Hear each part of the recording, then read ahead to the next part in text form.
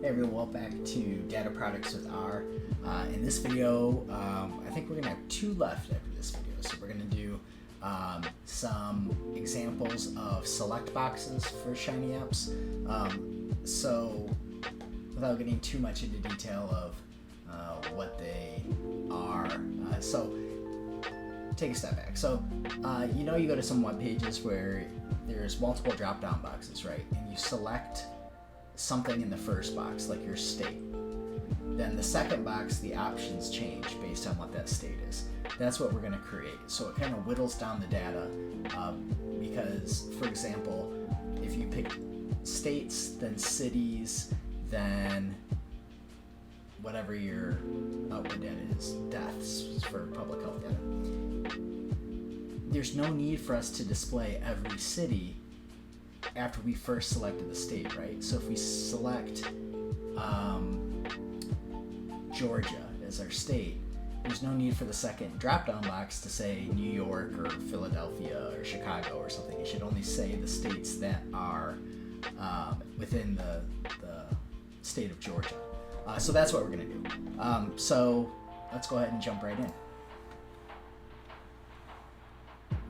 Okay, so first let's make a new Shiny web app. We'll call this Select Boxes. I already have one called Select Boxes, obviously. So I'm just going to make it one word. Okay, let's get rid of, oops, select all, delete that. Okay. So first things first, for this one we're going to load a library first. We're going to load dplyr, and then we're going to, you can go up to the top, we're going to set working directories to source file location, and then just copy that and paste it right there. So we're going to do health, vroom, and we're going to say U.S. County Socio Health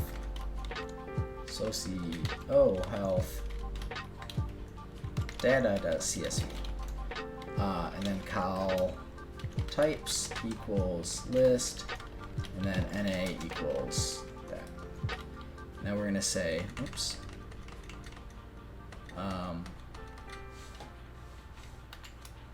then we're going to, so here's where we use dplyr. We're going to pipe down, remember, tidy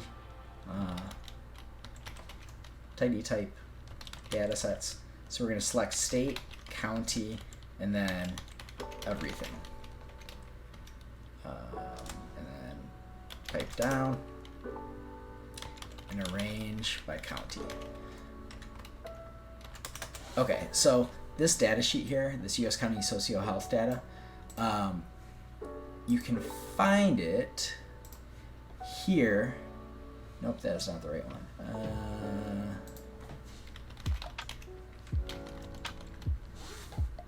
County, here we go. U.S. counties, COVID-19, and weather and socio-health data. So if you go to kaggle.com and then search, you find it right here.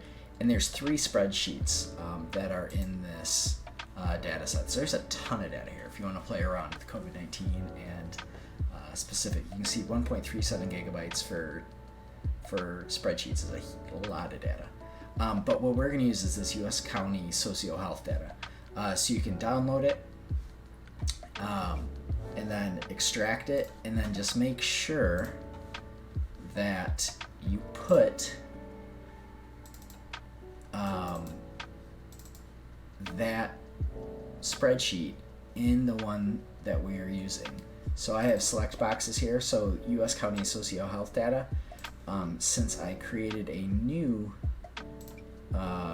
select boxes, that was one word. Where'd it go? Select boxes. I'm going to put this in here. So you want this spreadsheet in there. If you're doing this on Praxis, I'll put it in the starter folder so you don't have to go through the downloading thing. But if you're watching on YouTube and you want to do this along with us, you get it from Kaggle. Kaggle is an awesome resource where there's just a ton of data, public data that you can get to play around with, make shiny apps of. All right, so now let's do our UI. So we want fluid page, select input, state,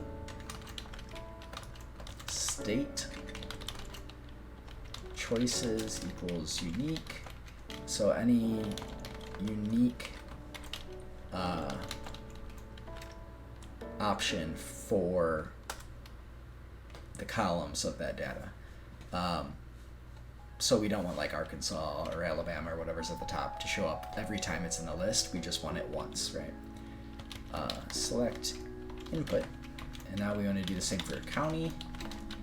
County, choices equals null. And then table output data. Okay, so that's our UI. So now let's make our server. We have a function where we have an input, an output, and a session.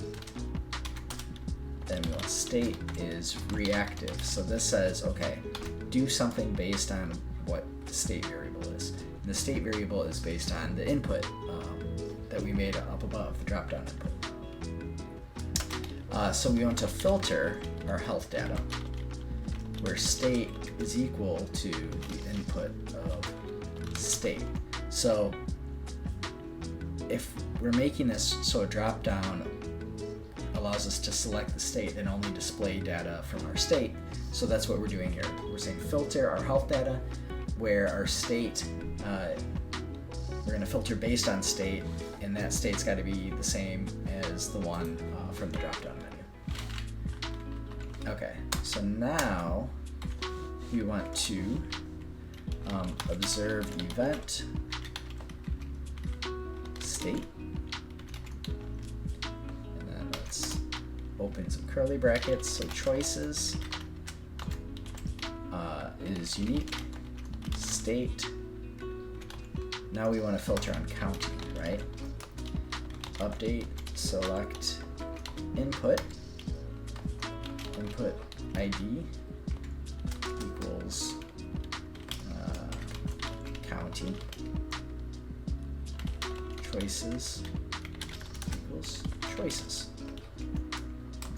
All right, then we can close that guy off.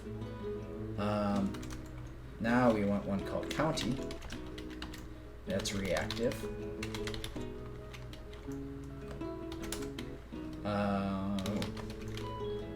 Require input for county before we do this, and we have to filter the state where county, oh wait, oops, I did this wrong. Observe event state choices equals unique state county, update select input equals county. No, that's right. Output. I'm all over the place here. Okay, server choices unique county, update select input county, choice equals choices. Oh, what's going on? All right, filter state county equals. No, I'm in the right spot. My bad. I'm tired, but I'm staying up to make these videos for you. Output data render table. So we want our output to make a table where we require input county, and we're going to print our county, but we're going to filter where our county equals double equals input county, and then we're going to select. So if you were to run this, or to actually like look at this spreadsheet and open the spreadsheet, I think there's like 180 columns or something like that. So without spending it, we could spend a lot of time formatting and like making multiple tables or something like that, but we're just going to ignore that. You can play around with whatever columns you want. I'm just going to say select columns 2 through 9. You could also look at the column headers and make a list and just write the names. So you'd write instead of 2 through 9, you'd say like percent excessive drinking, I think, is a column. Death rate. So you do it like that by selecting each column name. So that's up to you if you want to spend the time to do that. I'm just going to say select the first, not the first 9 columns, columns 2 through 9. The first column is this FIP. I don't know what that, I didn't read enough into it to remember what the actual FIP stands for, but the second column is state, the third column is county, then some other things. So that's my story, and I'm sticking to it. All right, Shiny App UI server, save. No typos and typo. Shiny App failed.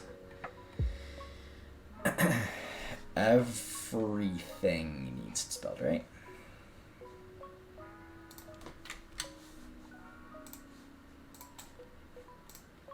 Hey. Oh, object.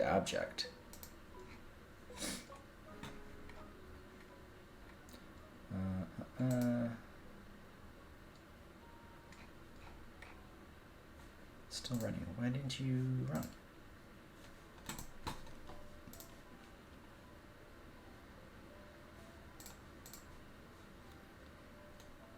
Something's wrong with my table. Where's render table? Render table. Require input. County. Pipe down. Filter. County equals. Input county. Pipe down. Select 2 through 9. Close off. Okay, it's not there. Reactive. County's reactive. Require input. County. Filter. State. County equals. Input county. Not there. Observe event state. Yeah. Choices equals unique state county. Update selected input. Input ID equals county. Choices equals choices.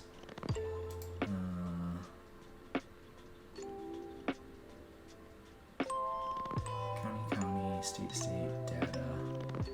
Choices equals null. Select state, everything county. Oh, what the heck?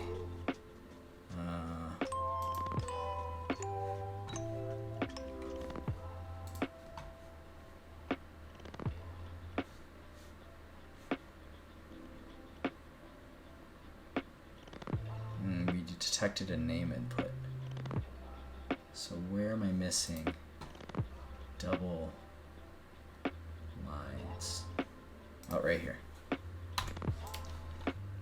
Let's see. Hey, there we go.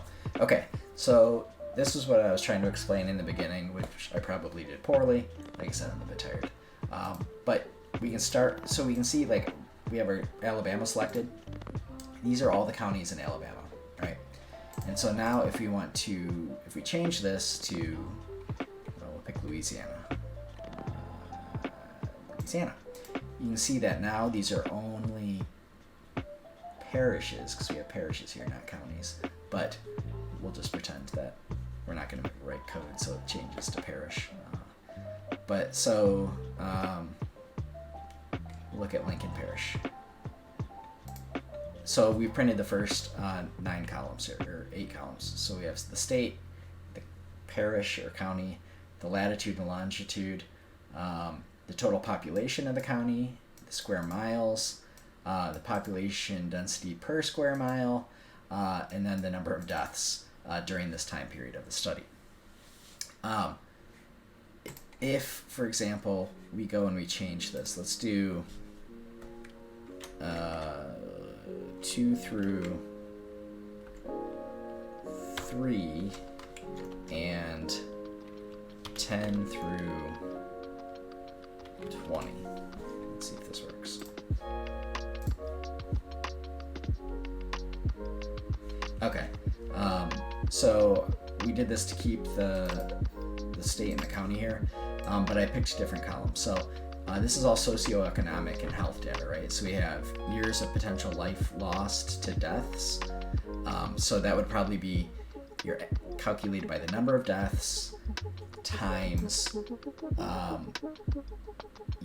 the difference between how early someone died compared to average lifespan. So for every person, they'd say the average life expectancy in this county is 72 years old. This person died at 50, so that's 22 years lost. So they do that for every single death, right?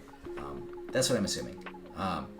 Percent fair or poor health, 20%. Average number of physically unhealthy days. So this is per person. So number of sick days on average is about 5. Average number of mentally unhealthy days, so depressed days, 4.65. Percent low birth weight, so the percent of the population of babies born that are low birth weight, 8.6. Percent that are smokers. So you can see there's a whole bunch of data in this. Like I said, there's like 150 columns or something. So you can change this select to whatever you want. Like I said, or you can just specifically pick out columns that you want.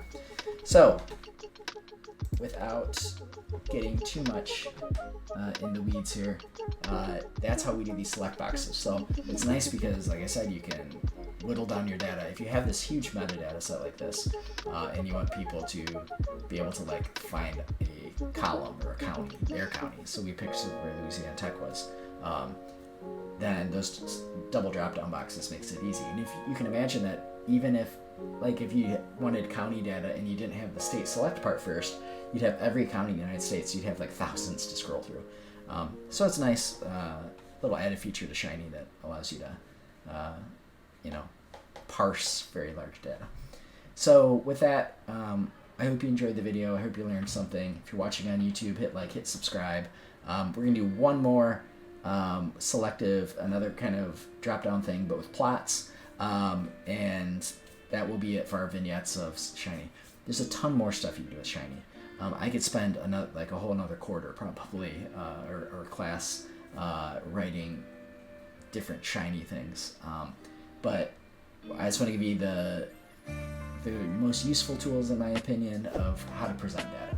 But if you want to get more into it, there's a lot of resources. Just going to like shiny.org, it's kind of like the R organization, but just for Shiny. A bunch of tutorials and blogs and things on there for cool things you can do. So, like I said, if you're watching on YouTube, hit like, hit subscribe. I hope you enjoyed the video, and I will catch you in the next one.